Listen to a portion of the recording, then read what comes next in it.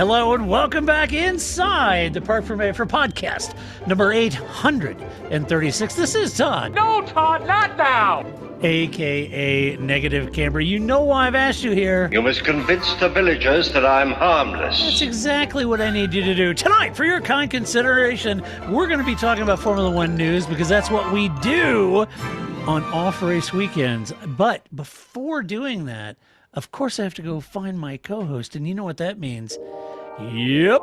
That means I got to go all the way to the right coast of our nation, nestled in our capital, Washington, D.C., where she plies her skills as a, get this, folks, survey methodologist. I got it right.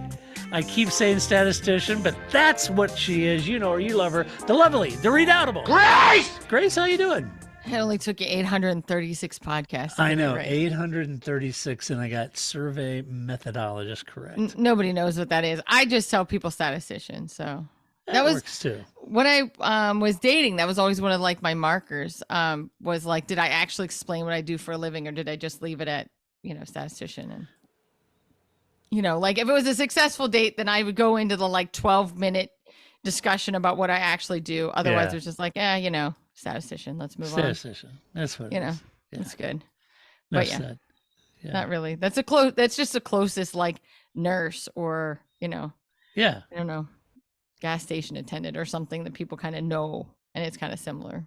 Yeah, it's a brave new world. It's hard to describe when you try to describe what it is you do. I have a hard time describing what I do too. So it's but it's not hard to describe a Formula One driver. I was gonna say you also probably get what I get with just like some version of like, that's a job, is that hard? Yeah. Yeah, right. It's great. So what? It's like technology. What? They pay you to do that? Like, yeah. It's harder than you think. Right. Just putting that out there. Yeah. Grace, I got to tell you, now, folks, if you're out there listening to this podcast and you're let's be honest, you're a little beside yourself right now about what perceivably could be another dominant year by Mercedes or Red Bull. Well, you couldn't help yourself there. I know. Well, after 8 years, it's hard. I mean, every time Ferrari, you have whatever. Mercedes, total, But if you're feeling a little forlorn, a little down, down in the mouth, you're not quite sure. Maybe you're amped up, you're road ripping, teeth gnashing. I have news for you.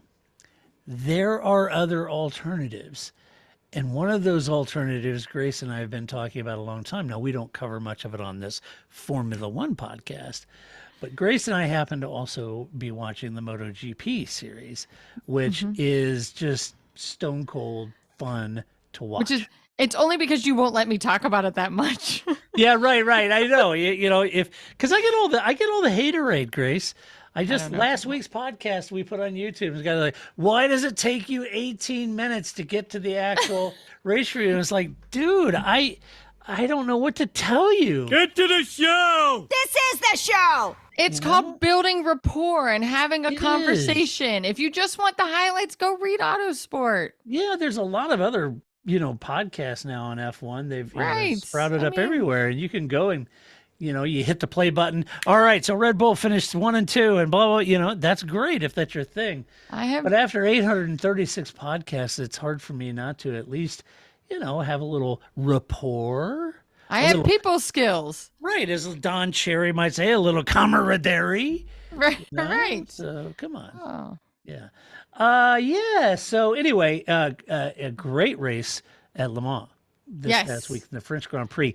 MotoGP's 1000th Grand Prix. That's right. I watched the sprint race and I was like, oh, finally a sprint race without too many accidents. Yeah. Wow, they saved it all up for the regular race. They did. Man, there was people flying everywhere in the actual race on Sunday. It was crazy. Yeah, and I did think that we were going to watch Pecco Bagnaia and Maverick Vinales get in a fight. That almost happened. Like, yeah. I'm sure those corner marshals were like having flashbacks of Kimi Räikkönen, like, hurry up. I know. But then I like that they made them all ride on the same bike together. Like, why is that? Why do you have 3 people on the back of a bike? That just seemed unnecessary. 52 seconds ago, you had Vignelis saying, if he dies, he dies. Like, drop. Right. And now they're all huddled up on the same bike riding back together. I was like, that is too close for 3 people to be on a bike together. Yeah, that's taking the fox, the chicken, and the feed all in the same boat. Yeah, it was just like, I don't know. But could you imagine, like, if they were really mad at, like, not just in the moment mad at each other, but like really Like mad furious, at each other? yeah, right. Yeah, that's great. Oh, well, okay. Well, you kind of crashed way out here in this remote part of the track, and we only have this one bike, so. Right. Had they been like Schumacher ripped DC's head off mad, Right. that would have been a little different situation. That's right. Everybody Yeah. hop on. That was crazy, So, man. It was crazy. And Alex Marquez, thankfully, no one hit him. That was so I know. dangerous. It's always scary when that happens on the Guy's track on like his that. hands and knees sliding across the asphalt track on his hands and knees. He's sliding at about 50 miles an hour down the track, and all these bikes are flying right by him. Oh, and my gosh. Whoa, that was brutal. Yeah. Although- So if you're although- looking for spills and chills on edge of your seat, Sunday, you can buy a seat, but you won't need it because you'll be standing the whole time. I do think that the most elegant crash was when Marquez crashed, and he just like tumbled and landed on his feet. He did. It's It kind of was like very much like you were saying, like the Pee Wee Herman. yeah, right. I meant to do that. Meant to do that. Yeah. You know, or like when the car, you know, like in Formula One, like the car will spin out and it just happens to spin out in the right direction, as if I meant to do that donut, Right. and I was just showing off for the fans, right? So Right. I meant Great. to do that. exactly. I didn't even know that was on the soundboard. Look at It that. is on So, the yeah. soundboard. Yeah. So he just was on his feet and ready to go. So Yeah, crazy race. So if you're not watching, I would recommend watching MotoGP because it is exciting, close racing. yeah. Everybody's bunched up. The with Pisecki now, just 1 point behind Benaya Yeah. in the championship. Man, it's close. Yeah. And things are crazy over there in MotoGP world. And you never know. remember, Stefano Domenicali was waving the flag a couple of races ago. Right. And you know what Formula One person who was there? Jean Alesi was there He this was. past weekend. It was France, you know. Yeah, another So, Formula One character there that's taking right. it in. So I just think, and there's still a chance this could be the year for Joanne Zarco. I just think that Yeah, that's going to he's be third. Yeah, that's crazy. Zarco 23. Zarco 23. I think that would be like I'm trying to think of like a parallel situation. Like maybe it was like Alonso when he was at McLaren or something, you know, or you know, like not this year, but in previous years, like Right. OG Alonso. This is the year he's going to do it. So Yeah. you It know. was good race, good Old fun. Zarco. Let's talk about some Formula One If I have to, Yeah. news. I'm ready. 18 minutes in, we can talk about Formula One now. Are we 18 minutes in? We probably are. Why does it take you 18 minutes?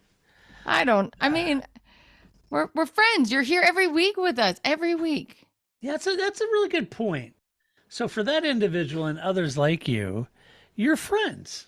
Yeah, I mean, I don't know. When I listen to podcasts, I always like that little, like, you know, rapport building and Yeah. personality, and you know, Yeah. Well, we And you said learn back things. in 2007, we said we wanted this podcast to be like 3 friends sitting in a pub, having a beer, talking about the sport they love. We said that way back in 2007, and 836 episodes later, and about 80 downshift interview episodes later, we still do. So for that gentleman who was complaining, if I met you at a pub and we had a beer, I wouldn't just start right in talking about, I'd say, how was your day? How are you doing? How's Right. work going?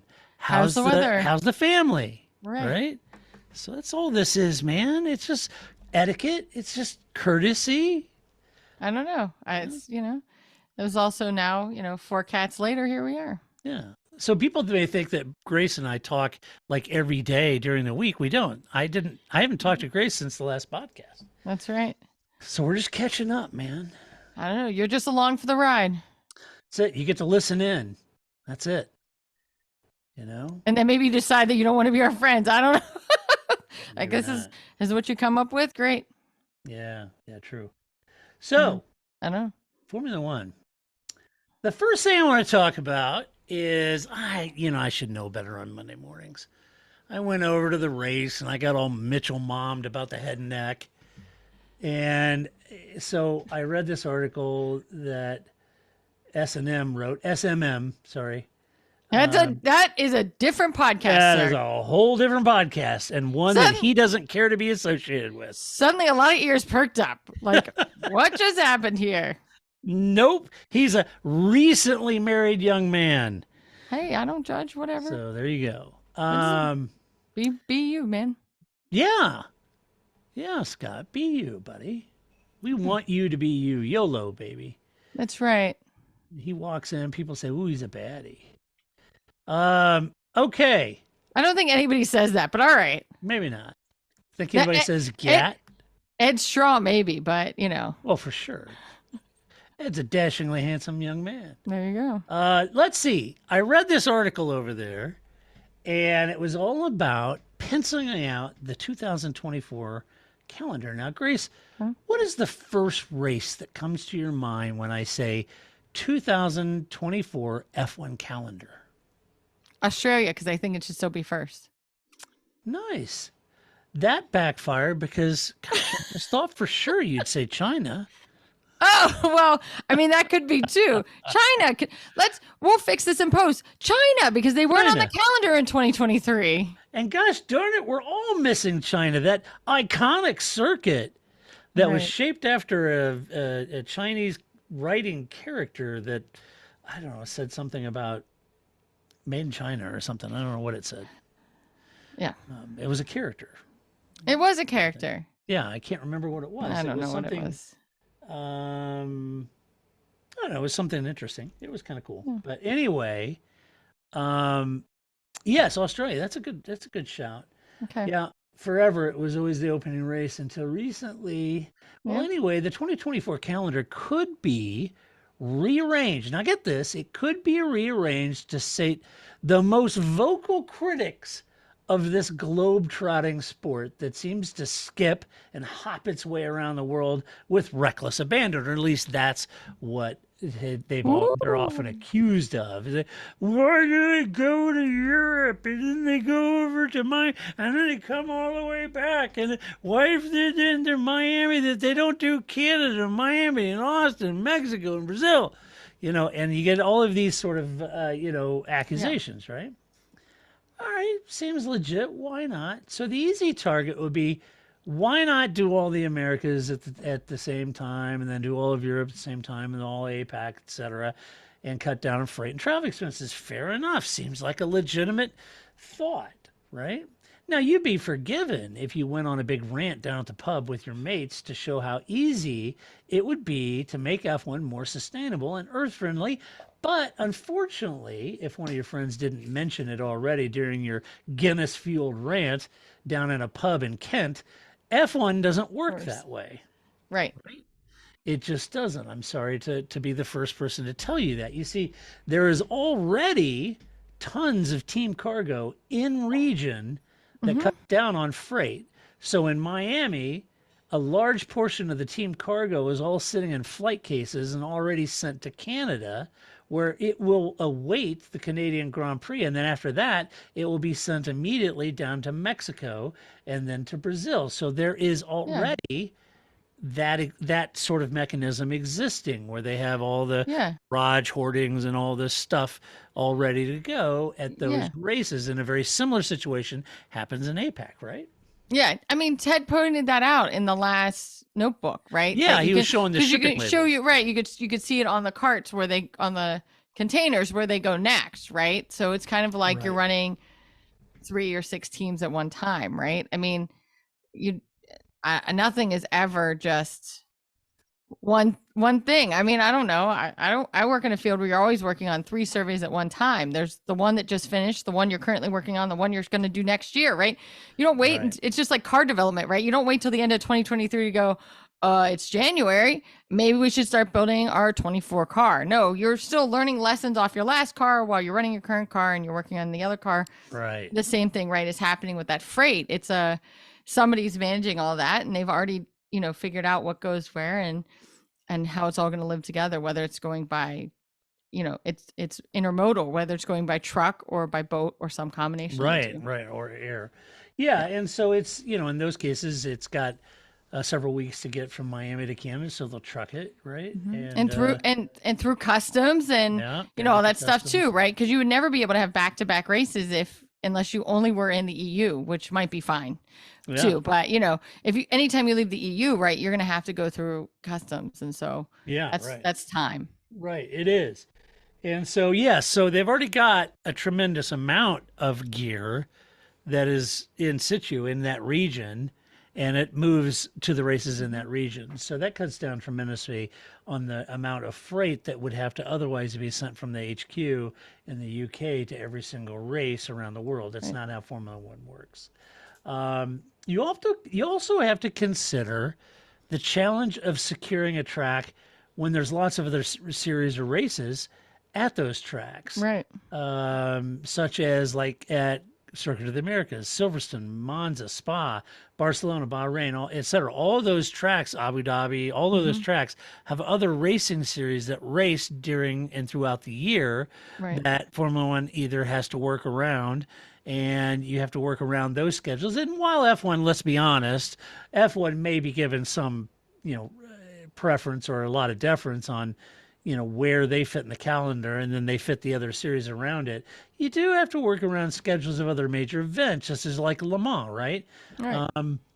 Probably not a great idea if you could avoid racing on the same weekend as Le Mans. That would make sense. Other MotoGP races, they do race at Circuit of the Americas. They do race at other tracks that Formula One's at, so you can't have a collision there. You got to work around that. You also have to consider weather.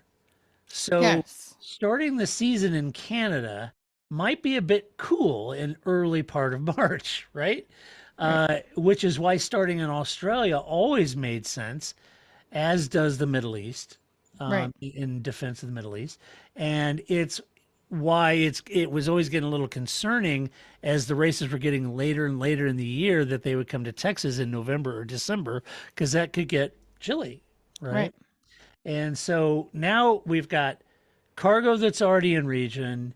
You have to work around schedules of other racing series at those tracks. So you have to work around those tracks' racing calendars for the year.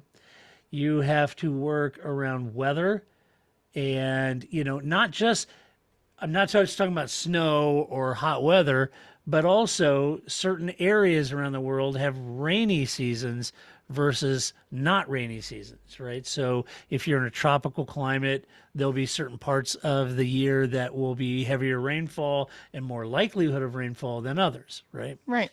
And so you've got to work around those issues as well.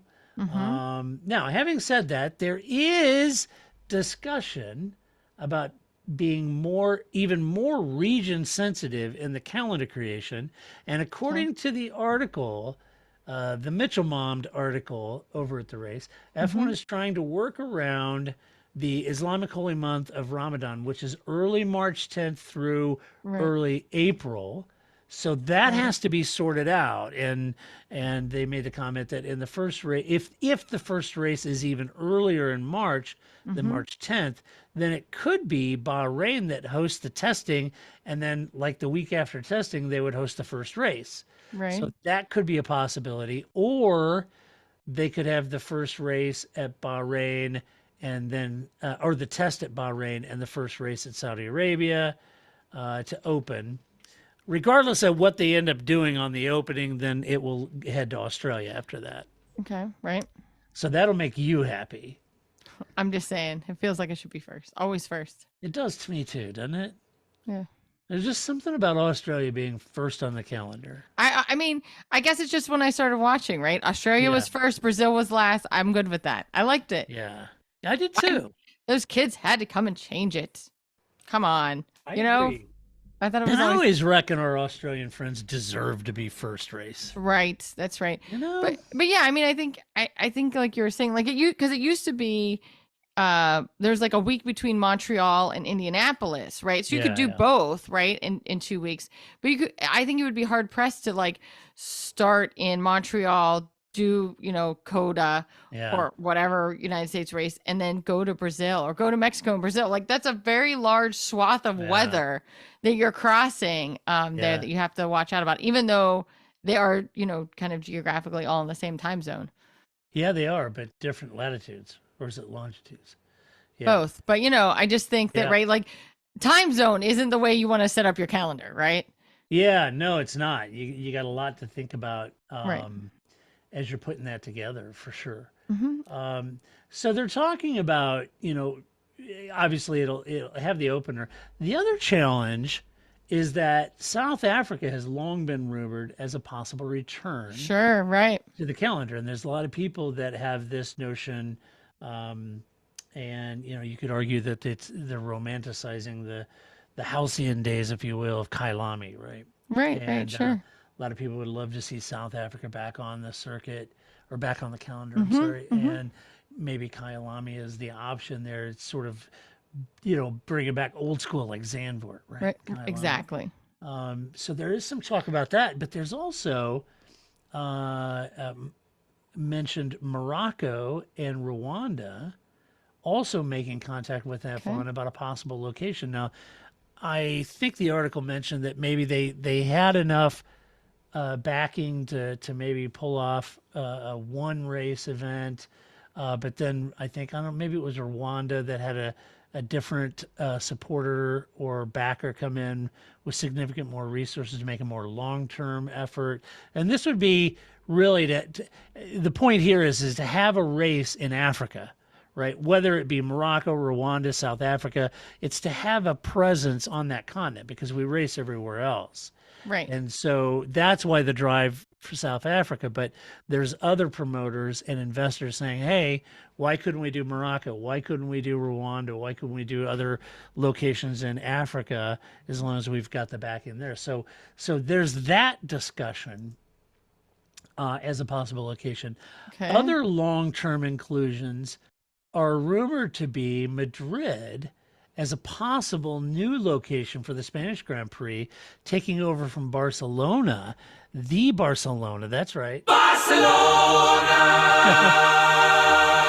Taking over from Barcelona as the Spanish Grand Prix. Barcelona's contract, I guess, is up in 2026. So that could be a possibility, racing the streets of Madrid. No more street courses. I banned street courses. That is we have enough. Yeah, that's a recurring comment that I see from new and veteran fans alike. It's nobody wants to lay down the cash like they did Circuit of the Coda, Americas, right? Nobody wants to pony up $300 or $400 million to build a purpose-built track. And so they think, hey, we can put up some Jersey barriers and run in city streets, No. a la Las Vegas. No, this is other terrible. places. So, yeah, so there's, and I think it's a lower cost entry. Oh, for sure. I mean, I totally get that, right? That's the easiest. If you're, a backer, that's the easiest way to get a Formula One race in your town. And as we've discussed before, that, it's easier to get the fans there, right? Because it's a lot easier if I'm going to say, hey, let's go down the street, Todd, and see this race, as opposed to, all right, get in your van and we're going to go drive like 3 hours to the middle of the countryside and we're going to have to sleep in tents and, it's going to be gross for 3 days, but the racing is amazing. It'll be a great fun, right? It's a lot harder to convince your friends to do that. So I totally understand why, from a promoter perspective, that you want a street course. It's the lowest bar of entry. I agree. But as a fan, lay off. Enough. Yeah, I agree. Enough. So they're talking about that. Then they're talking about also South Korea again. Oh. And the interesting thing been, here, like 15 years. So yeah, the interesting thing here is they're talking about a street race in one of the cities, not the track. And then also the lingering issue of China is an ongoing conversation, and it still has 2 years left on its contract. It was booted off the calendar now. Now, look, there's a lot of politics around this, and a lot of it has to do with China's reaction to Russia and the Ukraine situation. Yeah. And so, despite how well Zhou Guanyu is doing, the reality of it is there's that issue, and no one's quite sure if they'll be back on the calendar or not. Well, there's also a difference between having a Chinese driver and a course in China, right? Like, you know what I mean? Like having Zhou be on the circuit isn't quite the political frenemy kind of issue that we got going on here with China. So that lots of countries have going on with China. So I think that you probably could get a lot of fans to turn out, but that's not enough. As we were just speaking, right? Like fandom is not enough to have a track in your country. So it's not, and when, you think about Formula One quickly distanced itself, Nikita Mazepin and that whole thing with Haas, the Russian Grand Prix chucked off the calendar. But they're doing that with China too. yes. It's interesting. They're not chucking Chinese drivers off the grid.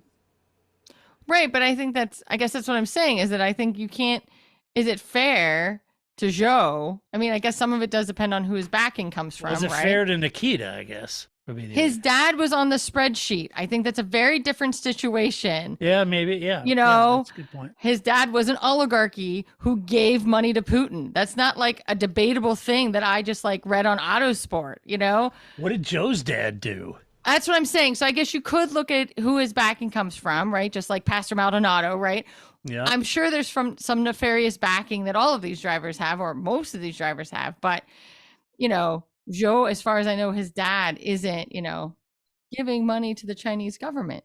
Yeah. I don't know. That's I think people were very quick to, oh, wow, and we talked about this at the time, right? Like, you didn't see the Capitals like, Ovechkin, you're out of here. Well, there'd be no hockey players if we got rid of all the Russians, first of all. But it's a very different situation for somebody like Ovechkin versus somebody like Marzipan. So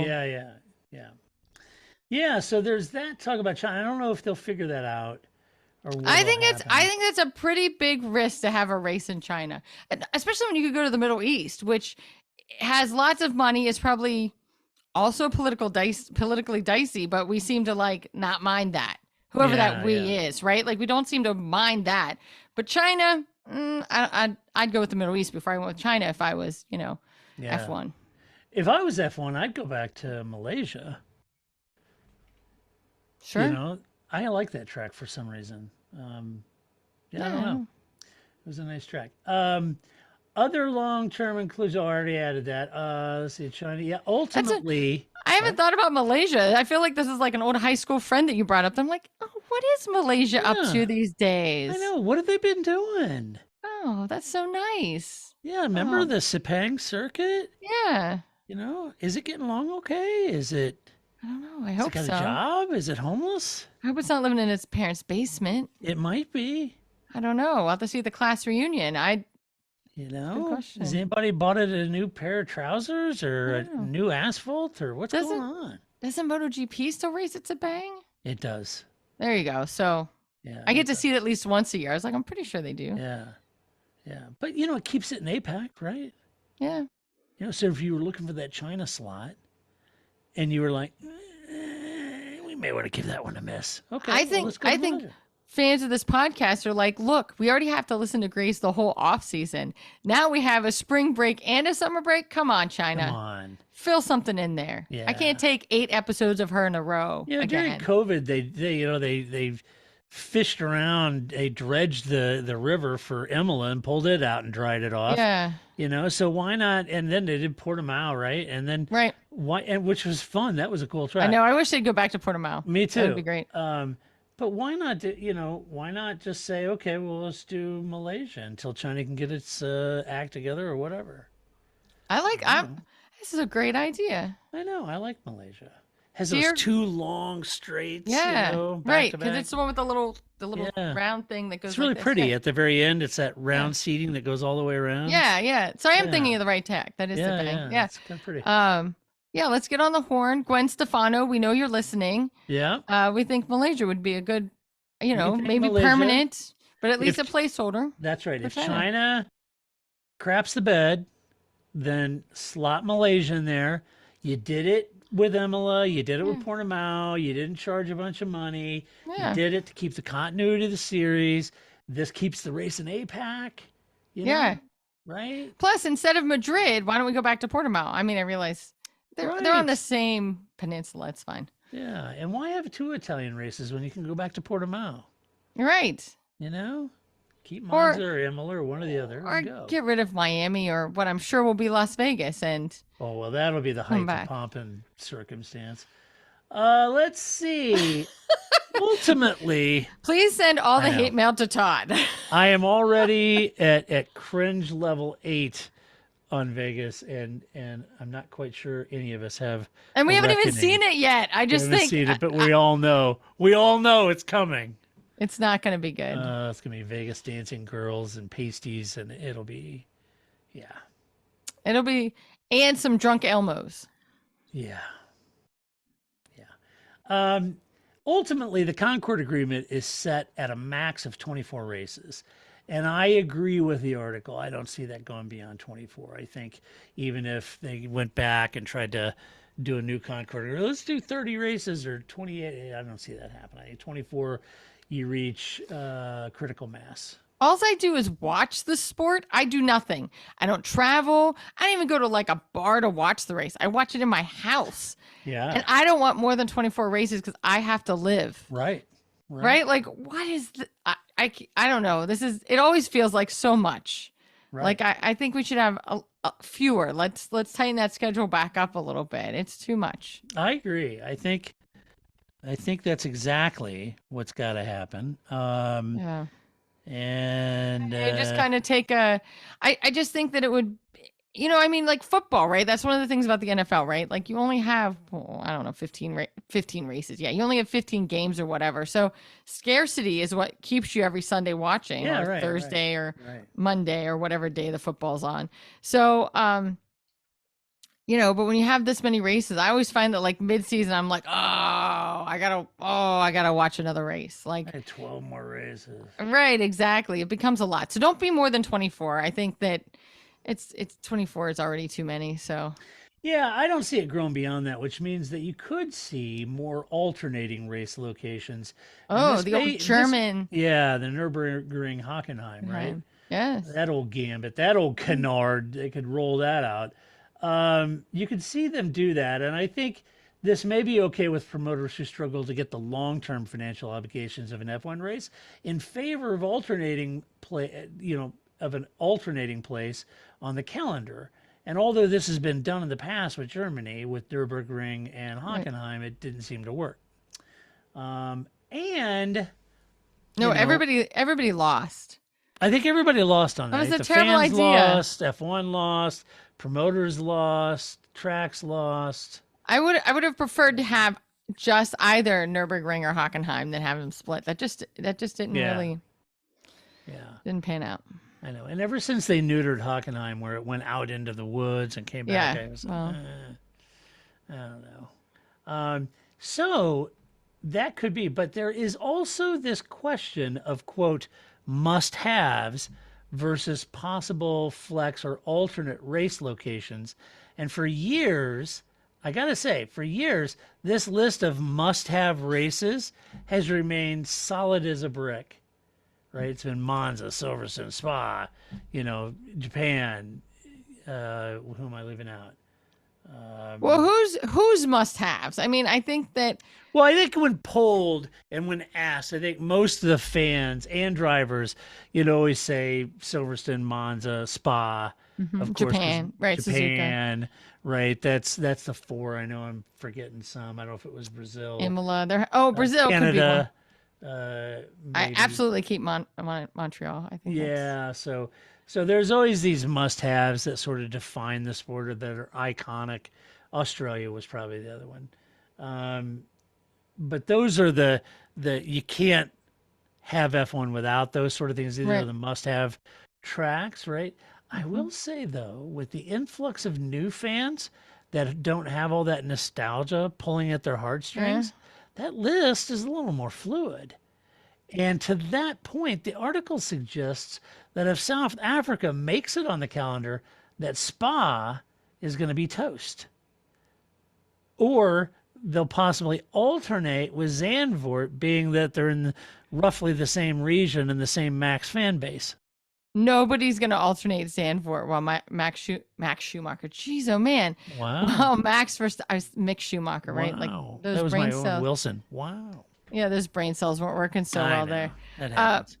Max Verstappen, I don't think that's gonna happen. That's like again when Michael Schumacher was dominant, we had like 3 races in Italy, and we all just called them, the European Grand Prix, and then there was Right. San Marino, and then there was the Then Italian. we had Grand Prix. Valencia when Yeah. Alonso, that was the European Grand Prix. Right. So I just don't see Zandvoort will become the European Grand Prix before they get rid of it. So All I that's- got to say is keep your hands off my bloody desert. No, keep your hands off of Spa. right. It I think so. is- I think you cannot take Spa. And they were talking about, well, it's limited resources around the area and blah, blah, blah. And it makes it an obvious choice because it's all back in a forest and it's just not. Yeah.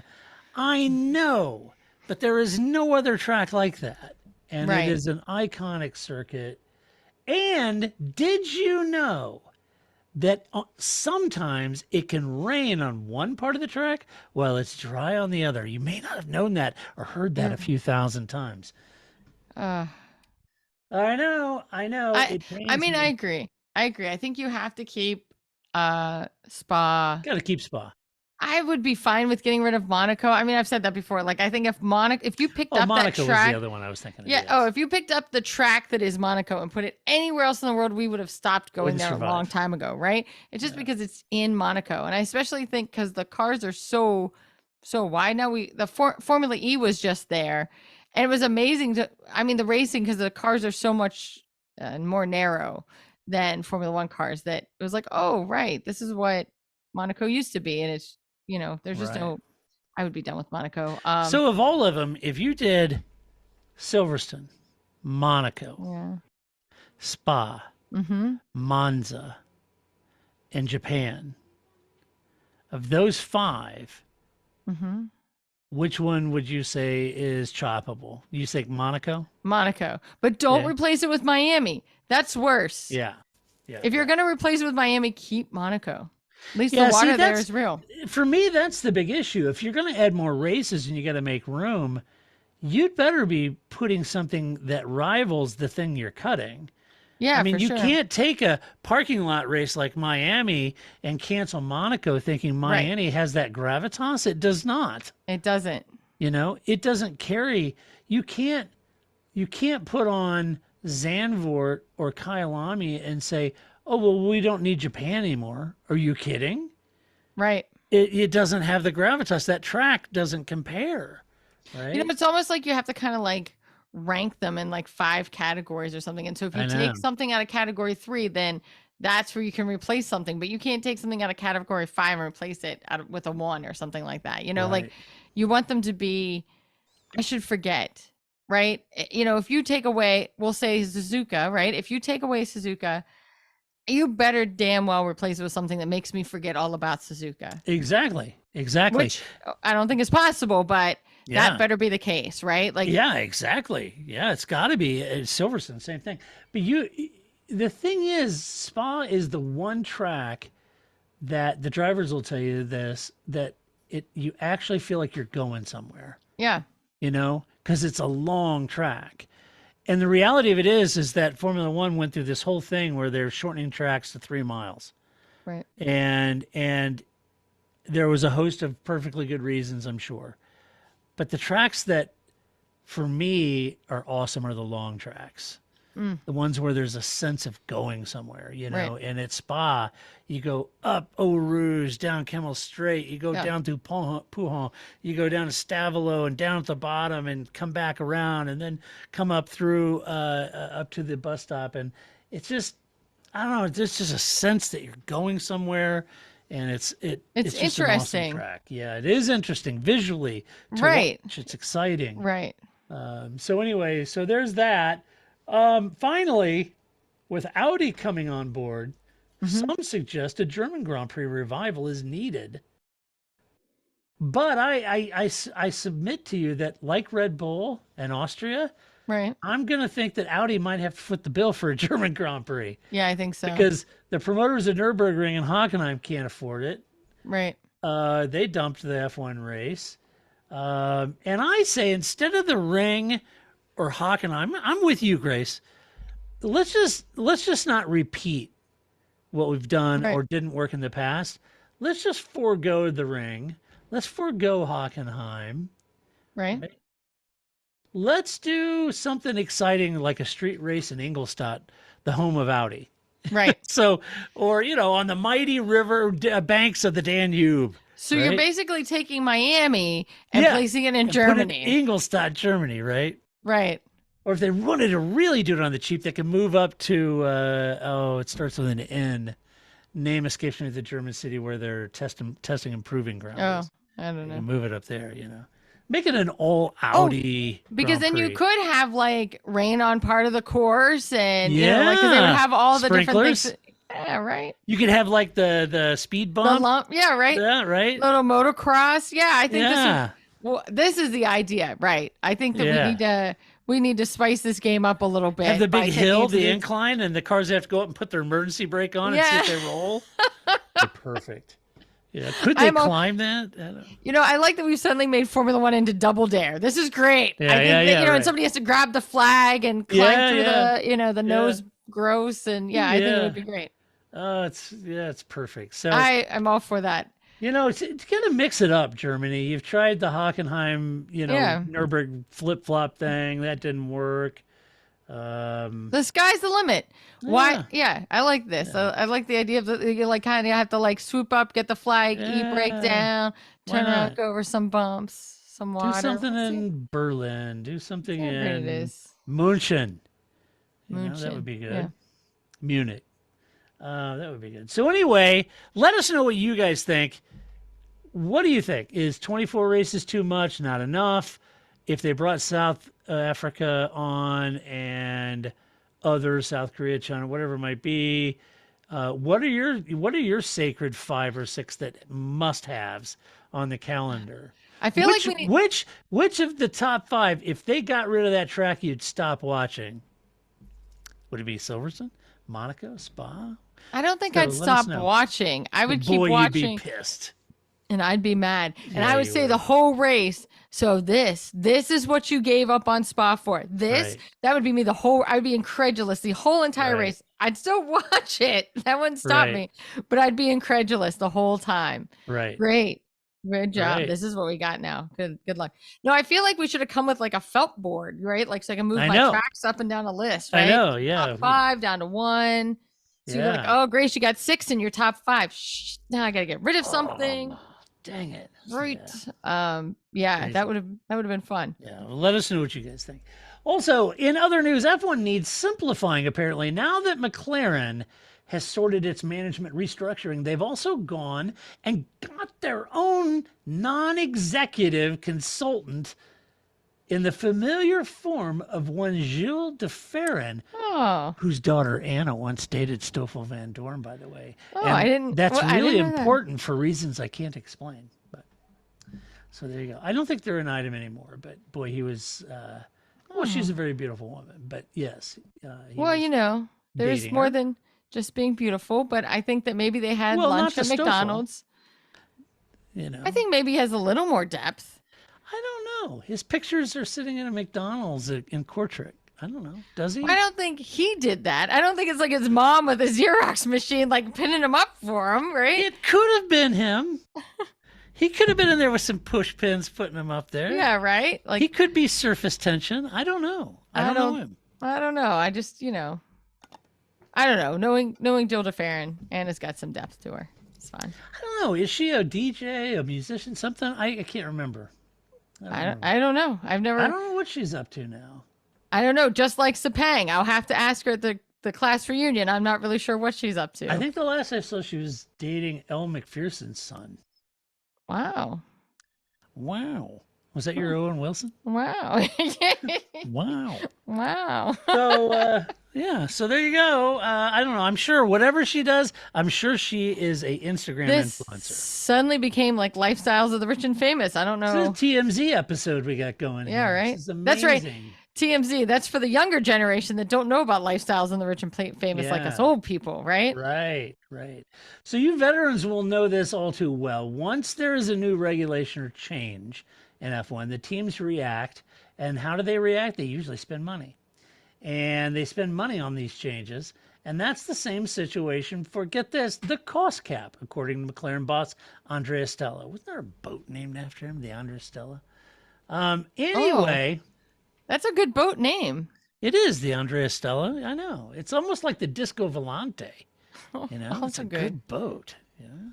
They're going to be winners. People are like, the Disco Volante. Yes. Yes. James Bond, 007 Thunderball. Yes. 1965. She's a DJ, singer, producer, songwriter. There it is. I told you she's a DJ. And a cheese enthusiast. Yeah. Oh, a cheese enthusiast. And a cheese enthusiast. I can get behind that. I bet she is a big time Manchego fan. Yeah, just to spite Paul. That's what I would put too. Paul. Yeah. Yeah. She's big. She's a star in the world of electronic music. Well, see, I'm not saying that her only quality, she's pretty, but she is a nice looking woman. You know, she's got quite a presence there in social media, I'm sure.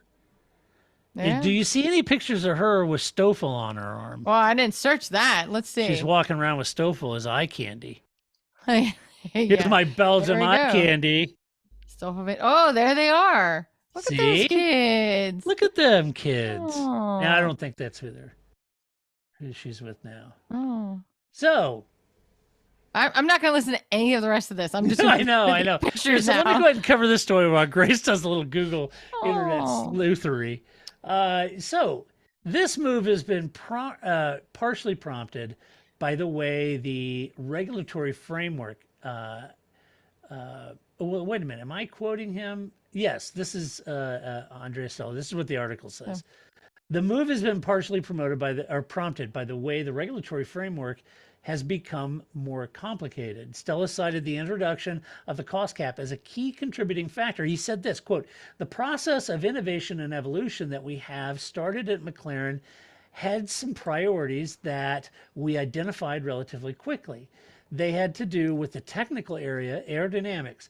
But when you start to look into Formula One team, that's a very complex entity, especially nowadays. I would say even the regulatory framework has become more complicated than in the past. Think about the financial regulations. So one element that we also wanted to address is that we want to have enough capacity at the leadership level to look into all of the opportunities that you have," end quote. Get yourself a Jonathan. So you got to get a CPA, apparently. The reality is everything is more complex. And I know it's easy, you know, I'm as guilty as the next person, but I know it's easy to sit at home and say, oh, they should add this regulation and that regulation, and the regulations they have should be tightened or defined much more specifically because this is a galactic, you know, mess and blah, blah, blah, blah, blah. I understand your point. But in order to do that at the level that you're suggesting would equally be a galactic task. And it does perhaps give you some insight as to why Max Mosley's FIA had general framework regulations that were then interpreted if and when an occasion came up. And while that's frustrating and subjective, and I understand it, it is impossible to anticipate every eventuality within the regulations.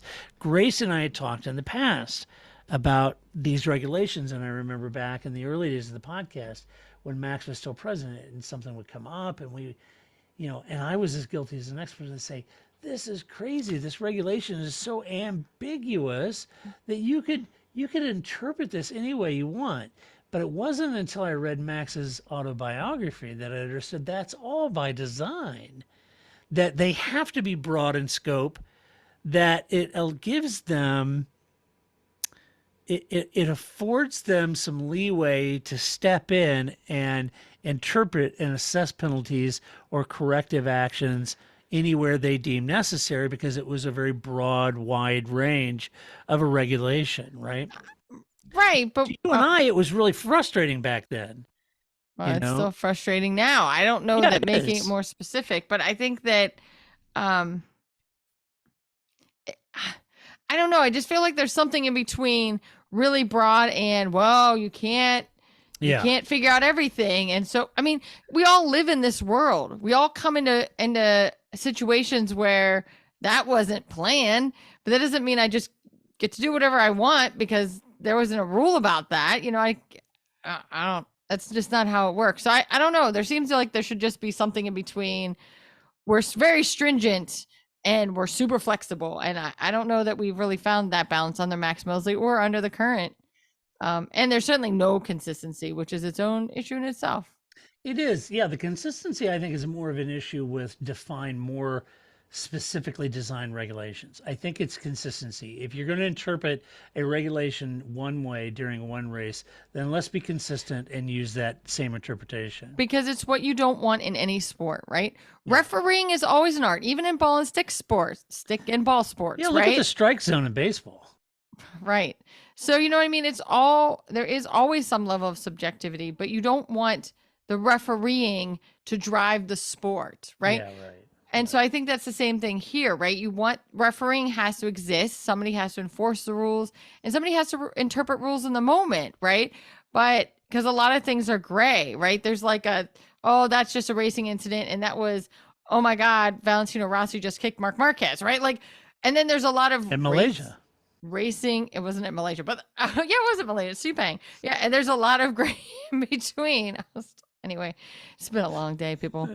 So there's a lot of gray in between, and that's where you need the refereeing and the skill. But what you never want is that to be the controlling influence of a sport. And I think that's sometimes what happens with Formula One, right? It's hard to kind of see where they're just kind of like trying to keep things tight and not just randomly come up with things. Yeah, I agree. No, it cannot be, Ricky. I agree. No, it cannot be. You can't be dominant. Well, Stella said there is a work stream now in place that all the teams belong to regarding the financial aspects. Is that like a group text? What the hell is that? What is a work stream? A work stream is like a working group?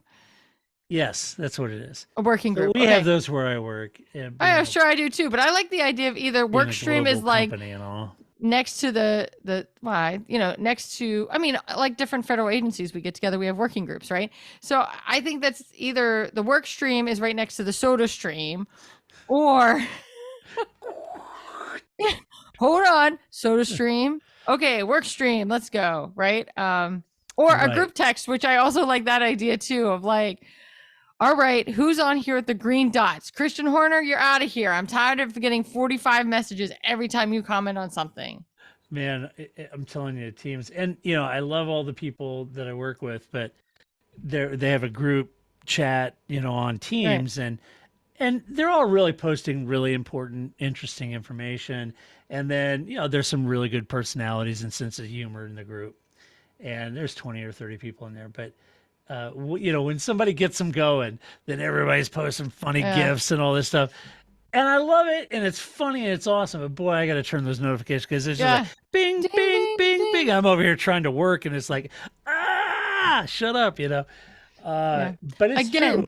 Mm-hmm. Yeah, the work stream is a dedicated, identified group of people that bring a unique perspective from their, particular skill set or whatever, and they assemble around this issue and they tackle that issue. And so apparently they have this work stream around the finances of this, and it's interesting.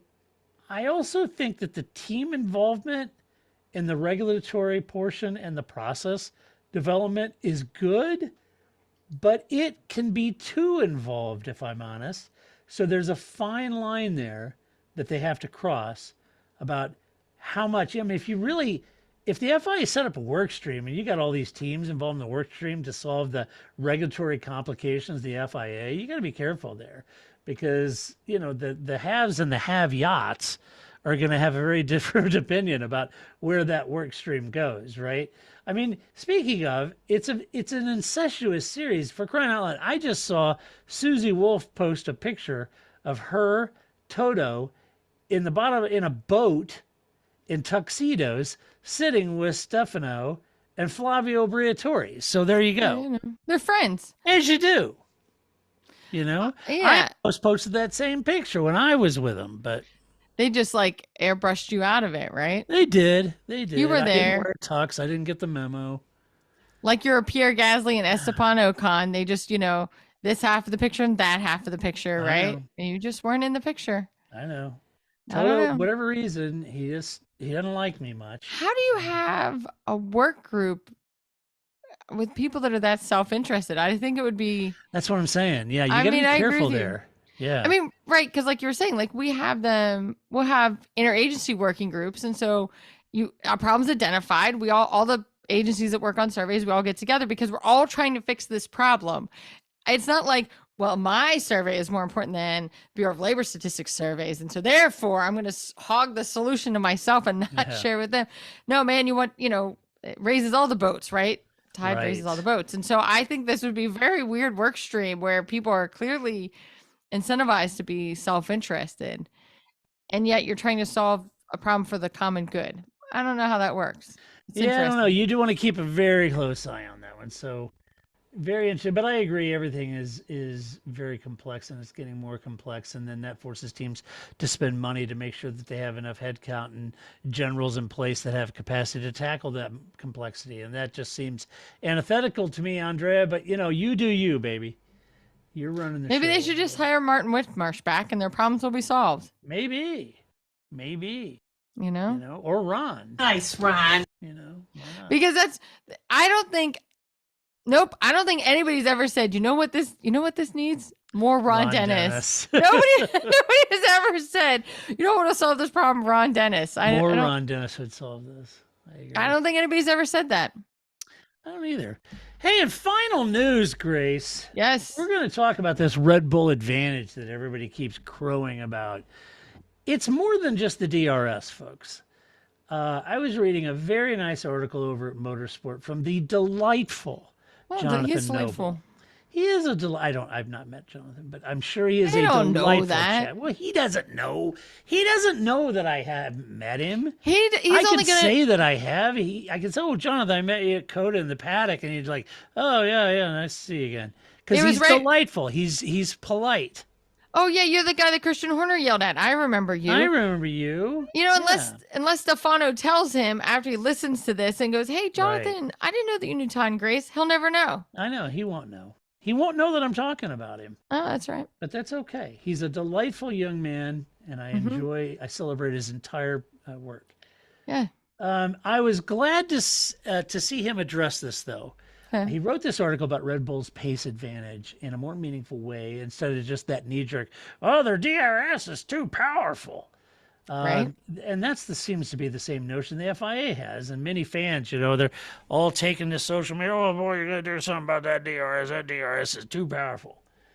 Well, as Jonathan points out, the DRS is a nice piece of kit for Red Bull, but that's because it is designed to work with the diffuser as well as the rear wing stalling effect and other aero components on the entire car. Jonathan quotes Alpine Technical Director Mike Herman about Red Bull's DRS, and he said this, quote, "There's a lot of talk about that visually, but I think if you actually dig through the data, I'm not so sure about that. I'm not so sure. I think they're very quick in a straight line, just generally. So from what we see, it's not something that we're looking to try and understand in great detail," end quote. So it's not just the DRS, but the entire platform that works in a very symbiotic nature to the rest of the car. Right. I think that's absolutely true. I mean, they all have the same access to DRS. That seems like a strange. They all have the same access to DRS. Yeah. It's what you do with it. I mean, and anything is more complicated than just. I don't know. It goes back to the, fix your damn car. Like if it was that easy, they would have fixed their car, Mercedes, right? So there's more to it than just this one thing. It's never just one thing, right? No. Not in a Formula One car. That is all those things work together like a dance, right? And you can't just change your floor because that'll affect the dance with the air. It will affect the rest of the way aero works. Yeah, it surprises me the FIA on the first few races they've been shortening DRS zones. They always go, "Wow, we're shortening it, make it more exciting." No, they're not. They're doing it to try to impact Red Bull's dominance in their DRS. And it's an easy way to do it, right? It's an easy way to do it, and anyone that tells you they're doing it for another reason is just obfuscating. That is exactly why they're doing it. If they're doing it for some reason that sounds like it benefits the fans, it's a lie. No, exactly. It's not. They're doing it because they're trying to very politely neuter Red Bull's what they perceive as Red Bull's DRS advantage. Now, I'm not saying they don't have an advantage. They're much faster down the straight with their DRS open. Companies only give you things for free if it benefits them. Right. So you get lots of free coffee, but you don't get a free lunch break, right? Like, so have all the free coffee you want. Right. So the point of this is that when they open their DRS, that DRS and that stalled rear wing, the way that it stalls air and what it does with that air works perfectly and symbiotically with the diffuser on that car, the rest of the aero on the top of that car, and then how all of that works in a stalled condition with the underfloor of that car. And you can do complete designs like that and have a platform like that when you got your own Adrian Newey and his minions. Right, his people. Right. So Jonathan offers a very good quote by the head of the head brain or the head of aero over at Haas F1, a person named Juan Molina. As far as I know, not related to our own St. Louis Cardinal Yadier Molina, who is freaking awesome and just retired. But he's from Haas. And this is what he had to say about Red Bull's car. He said, quote, "It's not only the bodywork, but how that works with your floor and your rear wing and how you have the different parts of the car. As the regulations evolve, we're converging towards a platform of performance on low speed versus high speed, etc. So as you go towards there, the question is, where do you find the performance? That's where your platform, the link between your aerodynamics and where the car is on the ground. It's important. So if you look at Red Bull, you can see they know where that car is and where they want to put that car exactly all the time. That's something that is becoming more important as the regulation evolves," end quote. Again, I think this is a great point that Juan's made here. It's not just the DRS, it's how it works with the entirety of the car. And Red Bull's car seems to deliver consistent aerodynamic downforce around the entire lap, making it lethal at all circuits. It's the holy grail of design, if you will, because it doesn't suffer from many of the things that the other teams do, like Mercedes and their attempt at developing an anti-dive component to their front suspension. They don't have that stable, consistent aerodynamic downforce throughout the entire lap. Because if it was just about their interaction with the DRS, shortening DRS zones would not change anything, right? It would just incrementally move everybody the same distance back. Does that make sense? So like if they work at a 10 and you shorten it and they're an 8 and Mercedes was an 8, well, now they're going to be a 6 because everybody's just being moved back the same increment, right? Right. It wouldn't have any effect. So I think a lot of it is that, again, which I've never understood, that auto sports seem to always shy away from talking about the car, even though that, especially in something like Formula One that is not a spec series, is super important to talk about, but we never seem to want to talk about that. And floors are boring. We can't see it. We can't look at it. Like side pods, like I can eyeball a side pod and be like, Mercedes is different from Red Bull, which is different than McLaren, which is different than Haas. I can eyeball that. I don't have the nuance to look at a floor and be like, oh yeah, hey Todd, did you see the new Red Bull floor? Oh my gosh, did you see all the... It's a floor. Nobody gets to see it unless they have like a Joe Silverstone accident and, you know, off they go and we get to see the floor, right? And so it's just not interesting to talk about. But every car is a complete component, right? This is what comes up with engines and stuff like that, right? You can't just like take out this part and, you know, why didn't McLaren get rid of that terrible Honda engine? Well, you can't just take the Honda out and put something else in there, right? Chassis is designed around the engine. It all works together. And as I put my last couple of bullet points on this issue, this leads to a final point, which is to stop shortening the DRS zones to try and hobble Red Bull, because it makes life much harder for the other teams with shorter zones. True. Either keep them the way they are or get rid of them completely. But by shortening them, you are rendering them a nuisance and basically creating a nice DRS train enablement system. Yeah. Most of the drivers have said that they would rather it be too easy in the DRS zone to get a pass done than it being too hard, because the latter creates a DRS train and hobbles the entire race. Yeah, the truly train is real, but I think that they should just get rid of it for Red Bull. Problem solved. And fair and equitable. I think so. I mean, I don't have any problems with it. It's totally fine. But You no, wouldn't. but I mean, seriously, I do see your point, right? If you're just going to end up with a bunch of truly trains or Lonzo trains or whoever now is leading those trains, what's the point, right? Right. You're not. The whole point of DRS, and again, none of us are fans of DRS, but the whole point of DRS is it's push to pass. It's a way to get around other people, because catching somebody is one thing, passing them is another. This isn't helping anybody pass anybody. It's just making a giant train of cars. Then just get rid of it. It's not helping. It's not solving the problem that you aimed for. Yeah, you're not. It may have an impact if Red Bull's performance was solely based on just how effective their DRS is, and it's not. But it's not, right? It's the entire lap. Correct. Which is how you design any car. Well done, Mr. Noble. I enjoyed that article. Yeah. And you too can enjoy it if you go over to motorsport.com. Yes, if you made it past the first 18 minutes of this podcast, it's amazing. You would know. You could go listen to that. That's right. Right. Shall we do some Albin's Cats? Absolutely. Let's do it. Stop yelling at Todd. Seriously, Todd? Yes. Yes. All right, Grace, you got some Albin's Cats content for us? So first, I would like to talk a little bit about Miami. So now I know that I'm not on the race review podcast, but I have a little bit of a beef that I would like to bring up, that we have had this beef before, but maybe people would like to hear it again after 836 episodes or whatever episode we're on here. So there's a lot of talk about Miami Grand Prix being boring. And then Damon Hill came out and said it wasn't boring. You were just watching the wrong part of the race.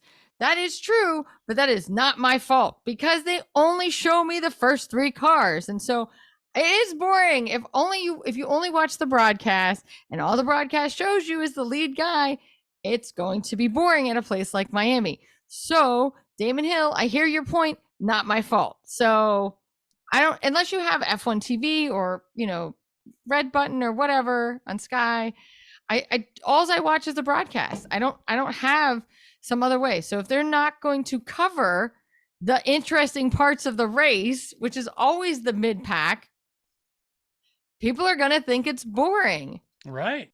Why? This is not a new rant that I've had or that you've had. This is a rant we've had many times on the show many times. And I always think too that, and they do this in the MotoGP races, once again, they have like a little picture-in-picture window, right? So you could watch Maseki, who's like miles out in front of everybody else, and then we can watch, whoever 3, 4, 5, 6 is on the main screen, because you still have just picture-in-picture over here, so you can still see the lead guide and we can watch the race. Why Formula One has such a problem with this, I don't understand. Why are we just watching the lead car when clearly Damon Hill has eyeballs and can see that there's an interesting race somewhere else? Why aren't we watching that? I agree. So maddening. I think if people thought Miami was boring, I thought it was boring. Why? Because all I can see is boring racing and not the coverage in the middle. Right. It's not my fault. Totally agree. I also hate that when races are in my time zone. I just wanted to add that. That is not in any way related to this, but I like it when races aren't at like 8 a.m. I can have my coffee, leisurely watch a race for 2 hours. It's fine. But at 4 o'clock in the afternoon, I have things to do. I know. I'm like stopping my day to watch a race. And then it's like, I got like halfway through the race and I was like, well, I got to go do stuff. Like I got to like, this is like the middle of my day is just stopped. So for the longest time, my British friends, that. Man, I feel so bad for you Americans, because you got to get up in the wee hours of the morning to watch these races, But the funny thing is, after doing it all these years, now because they would equate watching Formula One on Sunday, having some beers with their buddies and, some chips and salsa or whatever, that may be an late afternoon thing for them. Right. But for us, Formula One has always equated coffee Yeah, it's and a time by breakfast myself, right? sandwich. Exactly. Yeah, in the early wee hours of the morning. And the great thing is, Americans, we've been doing it for so long that we prefer it because Yeah. we can get up early, watch the race, and still have all day to get all that yard work done or whatever we got to get Right. done. That's right. And it's not like, oh, sorry, I can't hang out because I have a race to watch at 4 Yeah. o'clock. Yeah, right. You know, Right. so I hate it when races are my I time zone. know. I just wanted to add that as well. And I know that you guys covered it, but Jackie Stewart for sure gets drive of the day. That was like, that Wouldn't had that to have great? been the highlight of the race that he was just like, no, you stay here. I'm going to go get Federer. I'm gonna Watch go this get him. happen. That was great. I know. Great moment in television. If that doesn't make like the end of season highlight reel, nothing will. That was great. Oh, I thought it was great. And especially, Aerodynamics come in at any speed. especially because Martin Brundle's, grid walks, especially in the United States, have been very cringeworthy. So Yeah. it was nice that he was just like able to have a moment that was a joy and not cringeworthy. So there was that. I did. So you had mentioned that you finished the Mark Marquez Yes. documentary. So I think I highly recommend it to people yet again. But It I was think good. my favorite moment was, and this is what I think makes athletes different than the rest of us, because they go through the same things we do, just faster. So there's this scene, I think it's in episode 2, where Mark Marquez decides he's going to give it a try at Coda, right? He's great at Coda, right? That's one of his tracks, right? And he goes and he pulls out of the garage and he goes around the track. Doesn't turn out the way he does. Garage door goes down. He sits down on the concrete. He's sad for like a moment. And then he pulls out the ruler, right? Because he has double vision. So it's the whole episode. They talk about how he has double vision. And that in order to strengthen his eye, he has this ruler, right? That will like each strength, and he pulls the ruler down. That's what's going to strengthen his eye. So there's like, any of the rest of us would have been like, this sucks. And we would have just sat on the floor. And 4 hours later, somebody would have come back. But literally in the blink of an eye, he's like, this sucks. And he pulls out the ruler, right? And he starts testing his eye, strengthening his eye. And I was like, that is what makes that man and other athletes different from the rest of us, Yeah. because it took him like 5 seconds to work through all the emotions that would have like taken me all day to get through, right? And like Right. 7 support people to go, it's okay, Grace, you got this. You were just a little too early, but seat time is seat time. You don't really know till you get out there. No, he's just like, get this, I'm gonna do it. And so I always think of that too. I say that all the time. I'm like, I don't know, get your ruler. We're getting ready to go. So at least now, if I say that at some point on the podcast, at least you know what I'm talking I about. do. That I was just really, that to me was a really, because in basketball, right, you have to get over that, right? Like if you miss a shot, you don't have time to stand there and go, oh, I missed that 3-pointer. The game has moved. Right. And so I just think for us normal people, we're just still standing there going, oh, I missed that. That would have been a great shot. Meanwhile, everybody else is over there. So you don't have that time to like process it or be sad about it or have any sort of personal pity party, because you got to go to the other end of the court and play defense. So I just really thought that was really interesting. And he was very chuffed that they were able to create the double vision image for us as viewers. He was like, "Wow, I liked his surprise. He's like, that's exactly what it looks like." That's what it looks like. Yeah. He was that was great. really impressed by that. Okay, so finally, this is the high of my Albon's Cats right here. Hopefully. So we just finished the 2nd season of Next Level Chef, right? That just ended last week. And so I haven't seen the final episode. Okay, I won't ruin it because All it's right. fine. It's a double episode. It's 2 hours long, so prepare yourself, because it's just like Hell's Kitchen, right? They do the last episode and then the finale together as one really long episode. Right. So I was listening to Flip explain to our friend Barry about how the teams now get certain amount of wind tunnel time and CFD time depending on how they finish in the year. So Red Bull gets less time than Williams, right? And that made me think of like, we could totally, like, usually I'm anti gamifying Formula One, but in this instant, I think this would be great. What they actually need to do is do it like Next Level Chef and have all the like wind tunnel engineer guys standing and holding the elevator, waiting for the green light to come on the wind tunnel, because they don't get to use it until the green light comes on. And then they all run over there as fast as possible and turn on the wind tunnel and hurry up and compute some stuff. And I think you could have, Red Bull would be in the basement. Williams would be in the nice kitchen with the hex clad wind tunnel. And It would be great. I think this would be a lot more fun to watch in the off It season would. than whatever it is that we do here in the off season is to watch, you can't touch it until and then you could have like Gordon Ramsay still be really invested in your team, even though we stopped having teams a long time ago. Yeah. And just be like, it's just you and me. And you and me. You could hand out success tokens where a team could take, wind tunnel time off of the other teams. How much would I love time tokens in Formula One? Yeah. Because do you give yourself more time or do you take Or time you off take of your time away enemy? from somebody else. Right. Like Drive to Survive, move over. If Toto Wolff had a time token, what would he do with it? I know. That's must-see TV. So I think we need to get Gordon Ramsay in talking with the Formula One guys and figure out how to make that happen. Right. Because it could be like a 10% time token. So you could either give yourself 10% more Right. wind tunnel time, or you could take 10% away. Right. yeah, So you that'd be decide good. the curse of the time token. That's right.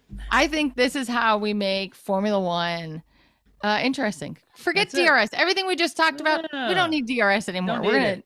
next level chef this. That's It's right. gonna be great. That's right. Don't touch your computer. Did it turn green yet? You can't touch it. Can't touch it. I like it. It's There a you go. great idea. All right. Let's see. Time for some no shit headlines. First one up. Lewis Hamilton urged to, quote, get out of Mercedes, end quote, as former team boss lays down the law. That was Eddie Jordan. Eddie Jordan. He said Lewis needs to go and reinvent himself. He's lost the stuffing. He's got to go switch up to a new team, reinvigorate himself, rediscover himself, and build a new legacy with a different team for the last few years of his career. What other team, Mr. Jordan, would I that don't think he's be? got anywhere to go. Exactly. That's the problem. It's Toto or bust. He's got as many options as Ricciardo. So I don't think he's going anywhere else. And I don't think Lewis is the problem, sir. No, he's not. So, No. but I love it. I love reading this. And then it's like, oh, It's Eddie Jordan, of course. all right. The next headline is Total Wolf lobbies for Mick Schumacher F1 seat as he aims to convince rival team boss. Now, this is, if you're an American fan, you won't be happy. The article suggests, the rumor in the article suggests that Toto's been lobbying Williams to ditch Logan Sargent and put Mick Schumacher in his spot. The kid's been there for what? We're on what? Race 6? Yeah, I know. He hasn't been there long. Calm down, everybody. Yeah, give him time. Come on, Toto. Give him a break. Plus, how can he use Mick Schumacher as a pawn against Lewis to sign a contract that he wants if he moves him to Williams? Right. You got to have somebody immediately back up. That's right. Let's see. Oh, and I put this one in here because Paul is such a fan. Okay. The headline is Stunning Racer Carmen Jorda joins No Bra Club as she wows fans on the red carpet in plunging gown. There you go, Paul. That's just for you. I don't know where to even rally against that statement first. I know. Isn't that a nice headline? So, and Paul's a big fan. Yeah. And then Like finally, Manchega. He's like a Manchega yeah, he's fan. like a Manchega fan. Exactly. Of Carmen he is. Jorda. Huge. He is. Yeah, she is the Manchega. Of, yes. Okay. Of plunging gown lines. Let's see. Finally, Miami GP considering switch What's to that? night race. Oh, please. I think that's weird because that would be like in the wee hours in the morning for those in the UK. I don't understand. Why would they do that? Because then we wouldn't notice it isn't by water. Yeah, see, the thing is that they're going to do the Vegas one as a late night race. That's Vegas. Here, but that's early morning in the UK.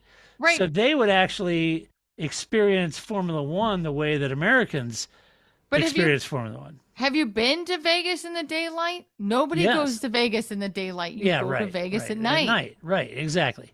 So you do Vegas at 10 p.m., which is 11, Right. 12 p.m., midnight. So it's 6 a.m. in the UK. So that's very much in keeping. So all the people in the UK that got to get up at the crack of dawn, Coffee. with coffee, that's the way Americans have to watch all 23 of the other races practically. That's how I prefer it. And so that's how we do it.